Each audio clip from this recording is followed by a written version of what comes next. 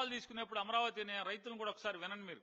అమరావతిలో ఉన్నటువంటి రైతులందరూ కూడా పొలాలు లాక్కునేప్పుడు అసలు మామూలుగా ఆ మధ్య పిఠాపురం ఎలక్షన్ గిట్టాకి వచ్చారు హైదరాబాద్ నుంచి.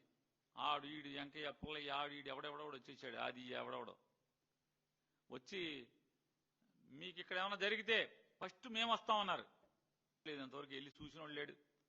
అక్కడ ఘోరాలు జరుగుతుంటే పట్టించుకున్న వాళ్ళు లేడు. గోతులు పూడితే పూడిసిన వాళ్ళు లేడు. అక్కడ పూడుస్తాకి రైతులకు పంట పోతే చూసిన వాళ్ళు లేడు. ఫస్ట్ నేను వస్తానని చాలా మంది మాట్లాడారు. ఏపీ ఇన్ సేఫ్ హ్యాండ్స్ అన్నారు. సేఫ్ ఎక్కడ బాబు? యముడి చేతుల్లో ఉన్నాయి. ఇవాళ ఆంధ్రప్రదేశ్ మొత్తం ప్రజలందరి బతుకులు యముడి చేతుల్లో ఉన్నాయి. సేఫ్ హ్యాండ్స్ కాదు, క్రూయల్ హ్యాండ్స్. అలాగే అమరావతిలో భూములు లాక్కుంటాకి అసలు చూడండి, కొమ్మాలపాటి శ్రీధర్ గారు మామూలుగా అసలు ఆయనకి ఒక 5-6 జతలు చెప్పులు అయిపోయినాయి. రోజు అదే పని, కారెక్కడం. ఓటేసిన ప్రజల గురించి లేదు. రోజు పొద్దున్నే బయలుదేరి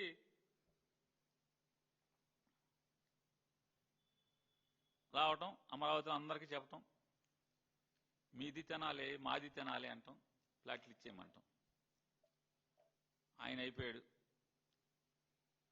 నరేంద్ర గారు, ధూళిపాళి నరేంద్ర గారు, ఆయన ఊరూరు వెళ్తాం, మీది తినాలి మాది తినాలి అని ఒక పాట పాడటం, ఇచ్చేయండి ఇచ్చేయండి చంద్రబాబు గారికి అని ప్లాట్లు ఇచ్చేయమన్నారు.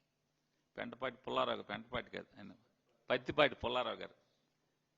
పుల్లారావు గారు కూడా ఆయన కూడా గుంటూరు అవతల ఒంగోలుకి ఆనుకుని ఉంటాడు. అక్కడి నుంచి కారు వేసుకుని బర్రని అమరావతి వచ్చేయటం, మీది తినాలి మాది తినాలి అని పాట పాడటం.